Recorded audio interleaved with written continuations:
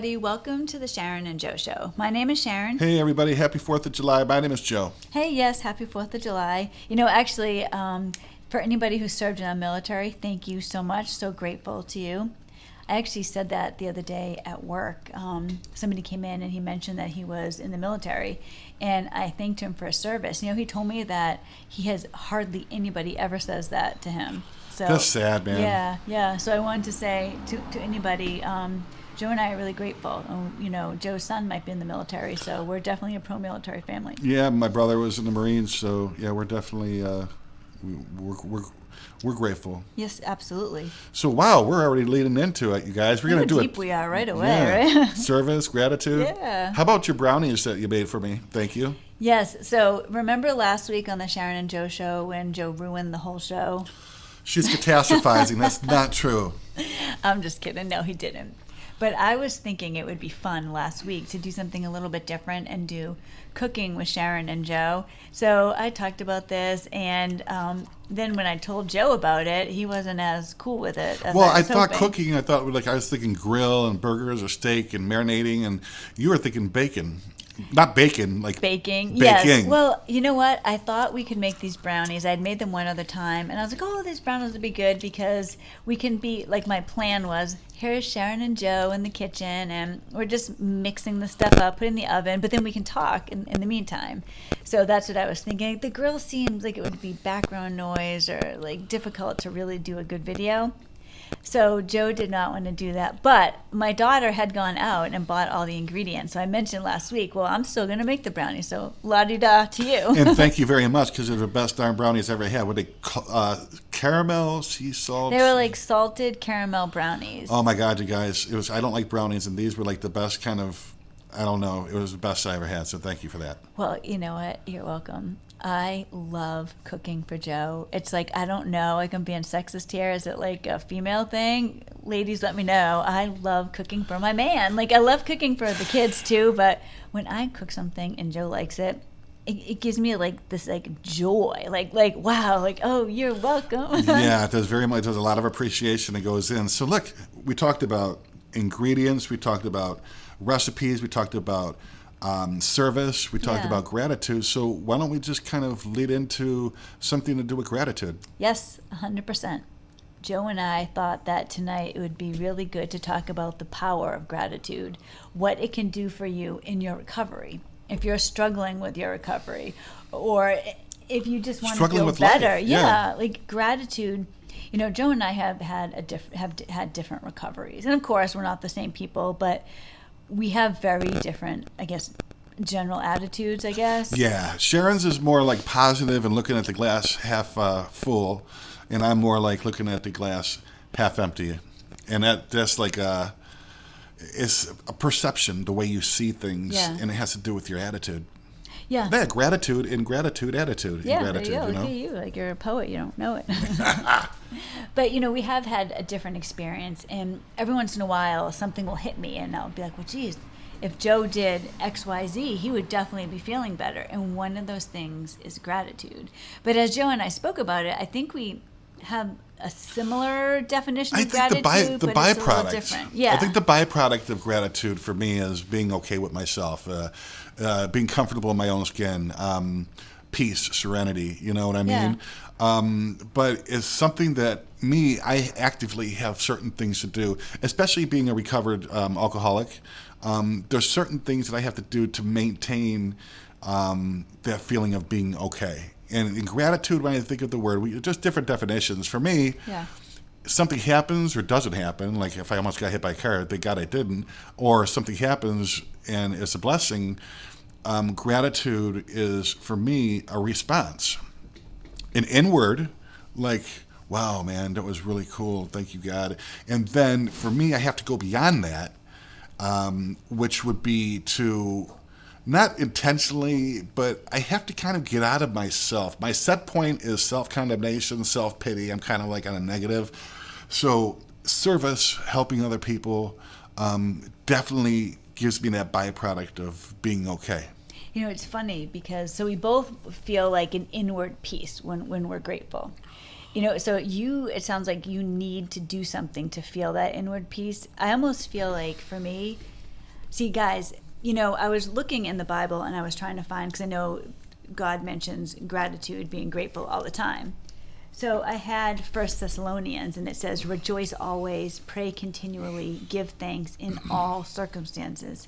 That really is how I live every single day. So I feel that peace. Like, even if something bad happens, I'm grateful for something connected to it. So for me, I feel just peace in my life in general, and that makes me want to do things for other people. Does that make sense? I don't need to do things to feel that way. I mean, that's backwards. You know what I mean? Like, it's yeah, SSA, we both have it's different. the same end result. Yeah, and for just people I know out there, like a good friend of mine, I asked him how he's doing. He's like, "Oh, it's another day in paradise," and he really means it. And some people are just bubbly. Like, I want to puke.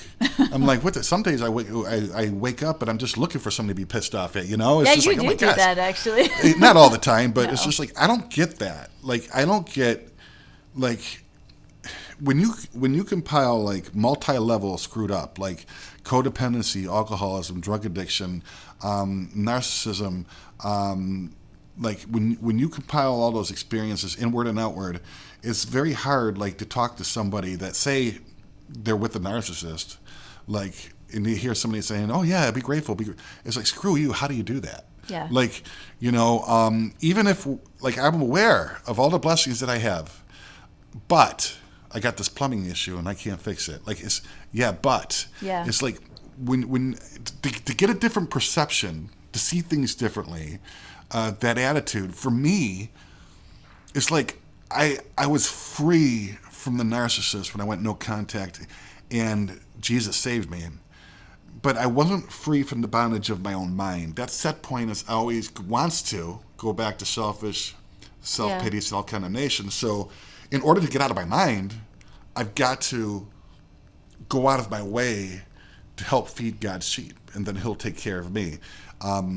If not, left to my own devices, I'm back into that prison, that mental prison, and the mental gymnastics and stuff. So when people are like, well, how do you become grateful? My thought is, one of the ways is get the hell out of yourself. Help somebody else. Immerse yourself in their problems so that you can realize your problems, you don't got no problems. And that you want to have purpose and meaning in your life, other than saving money, getting a car, paying your bills. Like, when you could help be a part of somebody else's life, their solution, and God could use you. He doesn't need you, but I think he wants us to do his will because it's best for us in our heart.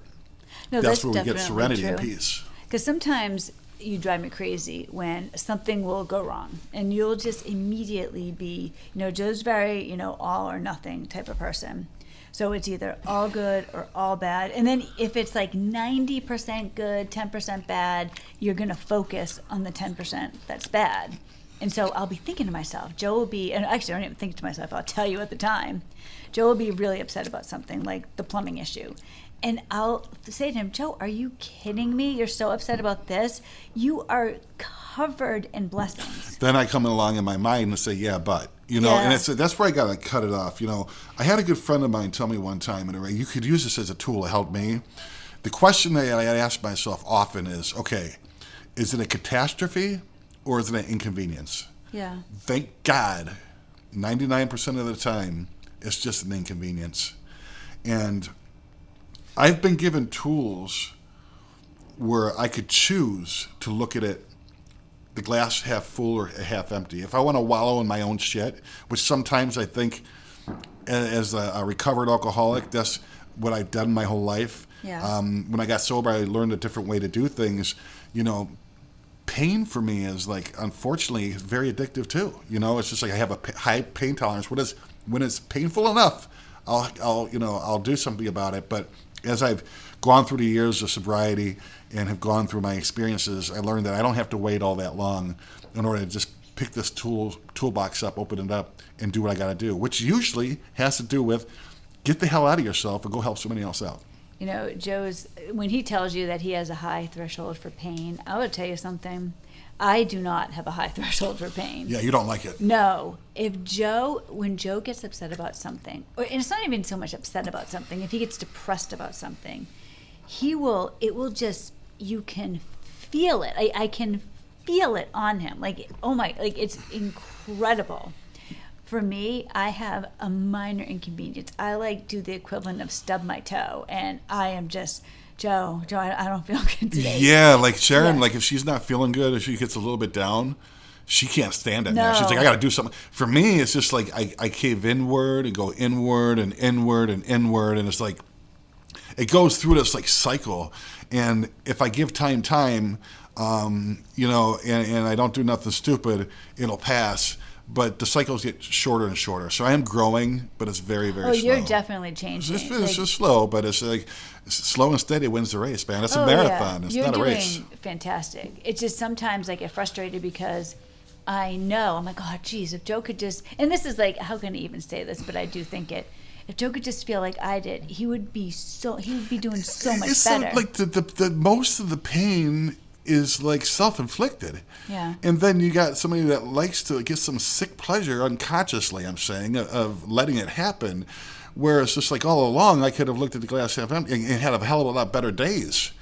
Again, though, I got to go through whatever I got to go through to get here, you know? So for me, to have that feeling, I guess, gratitude's a feeling, or the peace of serenity, I usually got to have it, like, even kill, like, not just a couple days in a row and then I'm off again. I've got to get out of myself. I got to help somebody else out. I got to continue growing in my relationship with my God. And I usually am doing A-okay then, man. Yeah, you know, Joe, and this is huge for Joe especially. He knows what he has to do to feel good. He knows there's two things he has to do, right? He has to stay close to God, and he has to go to recovery meetings. If he doesn't do those two things, it puts him in a bad place. Yeah, and you guys, it doesn't mean I'm going to drink. I mean, I haven't drank for, I can't, how many, like, years? Over 20, right? I got sober when I was 25 years old. I had 3 relapses. I had 13 years and 7. I'm talking relapses where I had, like, a beer and then I felt bad, and I call it my sponsor kind of shit. It's not necessarily that I'm going to drink. It's like I'm going to be sober and in pain. And I know when it comes to alcohol and drugs, it's not the solution. So then it's just this pain feeling that comes. But you couple, like, when you got people dealing with narcissists and the kind of destruction and chaos, you couple that with going no contact and having to deal with the CPTSD and hypervigilance and the anxiety, man. Like, I always, you remember the whole winter, it was like, I couldn't breathe, and one little wrong thing, like, it was one more hair on that camel's back, man, and the shit's gonna hit the fan. You ain't gonna make it. You ain't gonna survive. The only thing I could say is just hold on. Don't wait. Wait for the miracle to happen, and get the hell out of yourself. Like, call a friend, call somebody. But the narcissist was a huge problem. But my main problem is me. Well, you know, it's weird because for anybody feeling upset or depressed or, you know, having a difficult time with your recovery, if we're talking about gratitude as a solution, you will definitely fall somewhere between me and Joe. Because we're on. That's the kind of cool part is, like, we can kind of cover the whole basis here. It's like not everybody is happy-go-lucky, and not everybody is like, I'm not negative, but I'm like neutral on the side of negative. Like, it's, you know, it's a kind of, so having the best of both worlds, where you could hopefully, that's what we were hoping when we did this, is to create, like, to reach out and touch more people, because we're male and female, that's one, and we both have different kinds of personalities involved. Because I can tell you, really, this is what I do. Granted, part of this is probably like just my basic personality, but I don't think it's completely my personality. I've taught myself. You have, Sharon. It's a cool part with Sharon is, like, usually people like Sharon, if I heard him, I wouldn't be able to stand there. I'd be like, screw you, gratitude. Tell me how I'm gonna get gratitude. I just had my car ripped off. The bitch sold $30,000 out of my account. I got 2 kids here. Like, the lights are going off. But the cool part is, like, I see Sharon. Sharon does work her ass off at it. She's just naturally like a kind of like a humanitarian, like, good natured, but you have to, there's certain things you work your ass off to develop and maintain that. That's part of the gratitude too. You're so grateful for that. It's just you work. I feel truly so grateful to, I was almost going to say Dad. Joe and I call God Dad. I was really scared to say that because I almost like slip up. It's like we're his kids, so we call him Dad. Just I think we do it because we wanted our faith to be personal. Like we wanted a relationship, and I don't know. I feel like when we talked to God, we call him Dad. Like he's like our father. We're like his kids, and that's how we roll, man. It's like I don't want to have a superficial relationship. It's actually been healing for me because Joe is the one who was doing it first, and at first when he said it, I thought it was a little bit weird, but because I think, and I heard before someone said that the relationship that you have with your earthly father, it affects the relationship you have with God, because you think of like your father in heaven. Like if you have a bad relationship with your earthly father, you might be nervous about God. And I used to be that way. I used to be afraid of God. Like he was like a principal of a school, right? And if you didn't want to go down to his office, you'd be walking down a long corridor. But when I started calling him Dad, because I don't have a good relationship with my earthly father, so now I have such a good relationship with my heavenly father. It's like I have a dad to call on. Yeah, and my dad left when I was younger too, but I remember being in so much pain after some of the things that have happened, that I allowed happen to me, that I was on my knees. And by this time, I gotten so far away from our relationship with God that I just cried as like a little kid, like Daddy. Yeah. Like I didn't think I was going to make it, man. And he came like he always does to my rescue, always faithful, always merciful. And here I am from time to time going back to the set point of self-pity and self-condemnation, even though I know I'm not a victim. Yeah.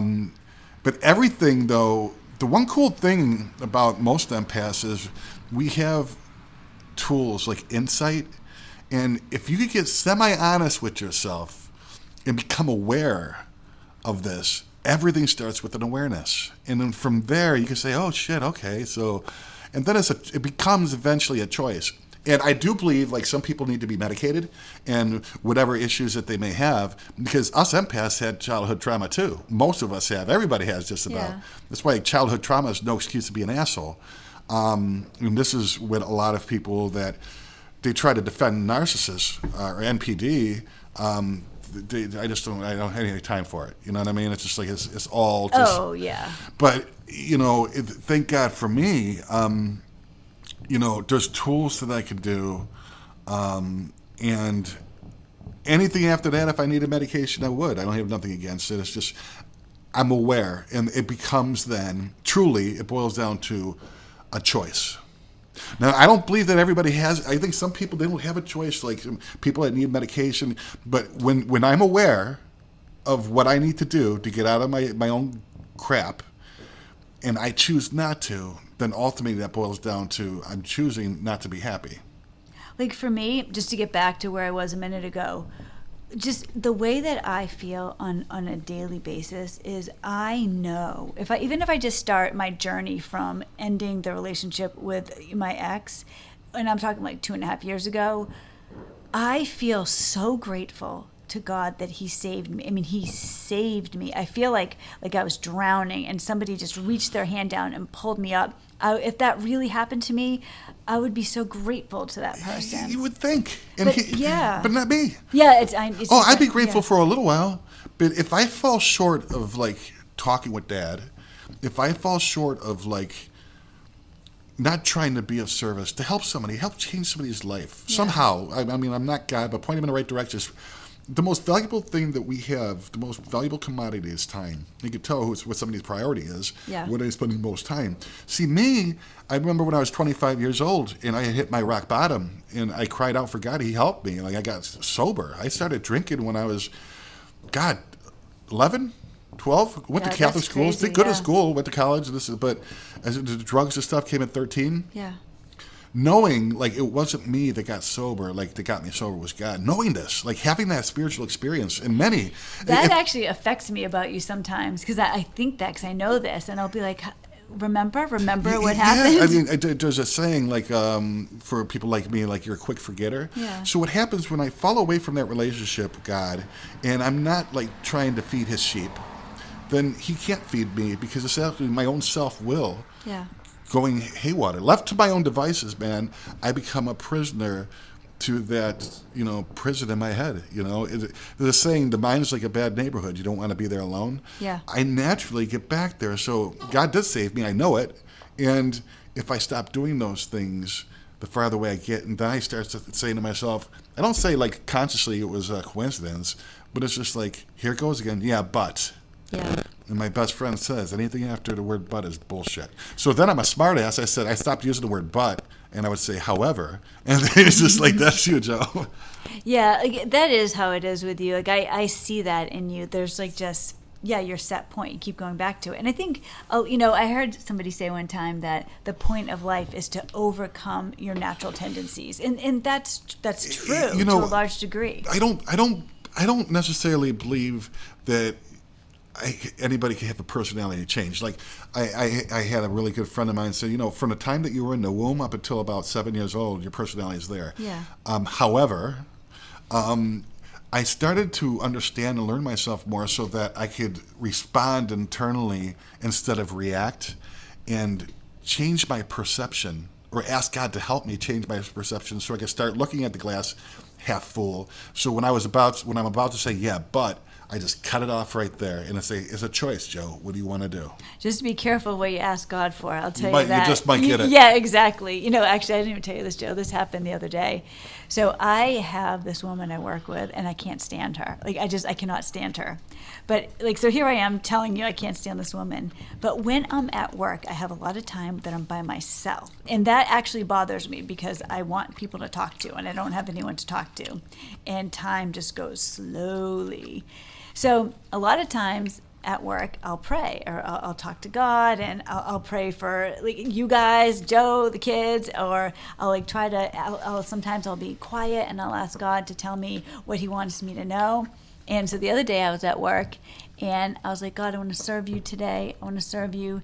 You tell me how I can serve you. And in my mind pops, how about the way that you're treating so-and-so?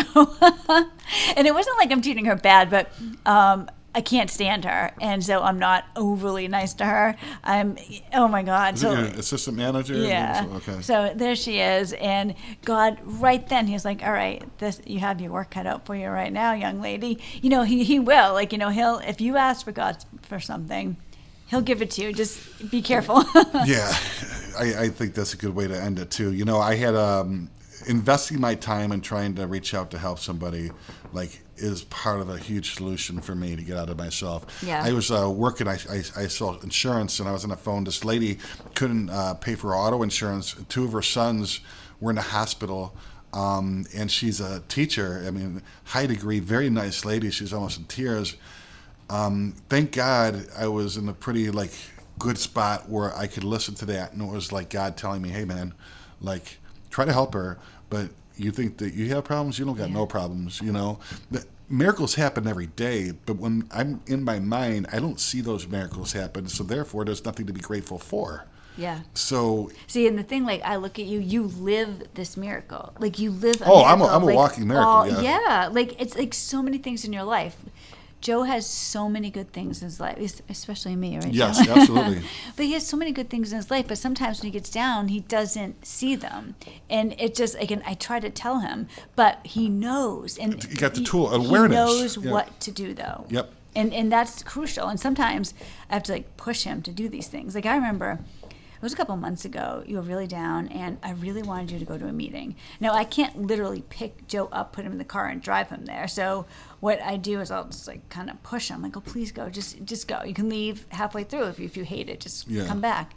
So you went, and I remember you came home, and you had the biggest smile on your face. Yeah, just going to a support group meeting. Because you knew that, I need to do this. And then you do it, you get an immediate reaction. But sometimes even knowing that, you don't go. Exactly. And that's part of the alcoholic addiction, the drinking and the drugs was just a symptom. Yeah. It's like if you went to the hospital, somebody had skin cancer, the boils on their skin, that you treat those, but that's not the root cause for me is that set point. Yeah. And I don't know why, but it could be a blessing too, because I have a gift that not too many people have. I could touch people and understand people that a lot of people can't, you know? So it's like, am I being selfish and not sharing that gift, or am I? Yeah, that's true. That's a good way to look at it, because all of us, we all have unique gifts that God's given us. Being victims of a narcissist abuse. Like, it takes awareness and rigorous honesty to see, wait a minute here. Like, the narcissist is gone, I'm still miserable. And it takes that shadow work and inside work to be like, well, where was my part in this? Like, why did I choose to be in this marriage for 20 years? Was I too chicken shit to leave? Like, there's some truths and not truths in it, but you get rid of that crap that you don't need and understand yourself and build your relationship with God, and He'll do for you what you can't do for yourself. Joe and I both, we have opposite ends of the spectrum here on gratefulness. God was the answer for both He of is us. the solution. Yes. Yeah. Whatever God you choose as your understanding. My best thinking got me involved with a narcissist for 20 years. Blessings that came out of it with my children. That same thinking was not going to think my way out of it, because my thinking was the problem to begin with. It led me down the rabbit hole of codependency and all kinds of crap. God really does, and it's amazing. When you have a good relationship with God, when you're really close to Him, there's so many things that you recognize, you see like, daily, or even in retrospect, how much, I've heard it said that God is closer than your own breath. That's the truth. He's there, but you don't always feel it. For me, being with a narcissist was one of the worst things that's ever happened to me in my life. I mean, how bad, you guys know that. I mean, that's no joke. But there was like this silver lining to it. And it's amazing how God works. Even if Joe, just you, I wouldn't have you if it wasn't for that, And I think a lot of it, I wouldn't have the gratitude that I have, because I'm so grateful that I was saved. And I can't believe it. Like, sometimes I can't believe it. Why did God save me? Because I know not everybody gets saved, and I appreciate it. I'm so grateful. I live this gratefulness every single day, all day long. The way you see things, your perception, is so important to your attitude. Yes. And when you become aware and honest with yourself, it becomes, for many of us at least, the majority of us, a choice. Do I want to stay in my own shit and wallow in it, or do I want to get out and be a part of the solution? I've mentioned before that naturally I have a terrible Boston accent. It's very thick. And actually, I don't even know it's natural anymore. That's kind of what I'm about to say. It was horrible. People that met me that didn't know, people that met me that didn't live in the Massachusetts area would think that I was British, actually, because my accent, I know a Boston accent doesn't sound like it, but for people that didn't know, they would think that. They thought I was from England or something? Yes. Like I was from like a different country. It was like that. And so I went from that, and I've heard people say, oh, you can't change your accent after age 14. I changed my accent in my 20s, and I did it through a lot of hard work, because I didn't want the accent. I didn't like it. I didn't want it.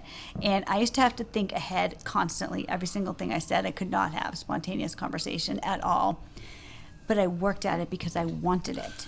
Now, like Joe's like, oh, let me hear your Boston accent. I can't do it spontaneously anymore, because I've retrained my brain. That's not how I speak. It's the same thing with this. If you want to feel better, gratitude is your answer. But in order to be grateful, you need to work at it every single day. Yeah, you could pray for, like there's a saying to the gardener, you could pray for potatoes all you want, but if you don't pick up the shovel and water the seeds and do the plowing, ain't no damn potatoes going to grow. It's a two-way street with us and Dad, for Sharon and I. He'll do the impossible, but there's things that he gave us that are required to do the possible. If there's something you want bad enough, if you work at it hard enough, you will get it. And like for people like me that like get some sick pleasure unconsciously of maybe wallowing in our crap, when I start to become aware of that, then it's just like, okay, I'm building my relationship with my true self, with God. And then the narcissist, that obsession and all that crap starts to kind of fade out, because you're too interested to be like, wow, I'm pretty screwed up too. What do I need to do? There's so much in you that you can learn that's going to, because the thing with the narcissist, they're stuck in your brain. But think about other things that have been stuck in your brain, right? Things that have happened to you, or people you've had crushes on, whatever. You're not transfixed with them always, but that's because you've moved forward. So it's an issue of moving forward. Like my ex, he's dead to me. But there was a time where I was in anguish over things that were happening. These things do pass, but you need to be 100% focused on moving forward. And in my case, Sharon mentioned learning. In my case, was actually unlearning. Like, but the only way that those synapses in my mind were going to be rewired was God had to do that. And for me, the best way to do that was get out of myself, so that he could do that work for me. So whether you are me and it comes a little bit easier, or Joe where you really have to work at it, but Joe's had the gift where he knows what he has to do. So it's not like you're cluelessly walking around. Exactly. You've had that gift. You being grateful is your answer to, at the very least, feeling better. Oh, having meaning and purpose in our life. It's incredible. So next week, Joe, you and I were talking about doing something. Actually, I'll say this. Somebody sent Joe and I an email, and I'm not going to say what your name is, but we got this email yesterday, and I read the email to Joe, and we were talking about it, and this woman asked us several questions, and we were going to respond via email, but I'm going to reply to you. I'm not going to say who you are. I'm going to reply to you because I think what we might do for the Sharon and Joe show next week is read the letter carefully, selectively, so nobody will know who it is. I'll actually we'll get permission. Yeah, I'm going to get permission from you, and if it's okay with you, we were going to respond to the letter and talk about some aspect of healing, feeling better. Yeah, and we were thinking about in a little while, like if we're going to do like a question and answer segment. Like if anybody had any questions. Yeah. Maybe write them down in a comment, like any questions that you want us to answer. It could be personally, it could be whatever it is. Yep. We'd be happy to answer too. So might as well start, like if you guys got any questions, put them in the comment section, please, and we'll create a list. Yep. And even like the Monday through Friday, or whatever the other shows that Sharon does during the week, still bring those questions in, and we'll just kind of keep track. Yeah, any videos do that. What I'm trying to do with the Sharon and Joe show is we're trying to have some fun now that we're in we're past the recovery process, right, at the tail end of it. We don't want to always be like, oh, let's talk. And Joe and I are in a relationship, so let's talk about our exes now for the next half hour. We're going to have some fun with it. Talk about life after narcissism, because believe it or not, there really is such a thing. Yep.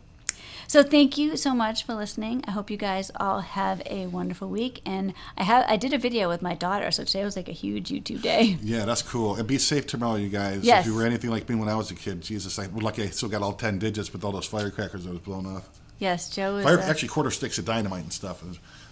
That sounds like another Sharon and Joe show. We could light up some fireworks on the show. What do you think? I blew up a porta potty when I was a little kid. Oh, my gosh. That was something. All right, we better get going. Yeah, so I was saying, I did a video with my daughter, so some of you have seen her before. She's going to be on the channel. It's probably going to be Friday. I did the video today, so look forward to that this week, and have a happy and safe 4th. Thank you for those who served, and I will see you on Wednesday. God bless you guys.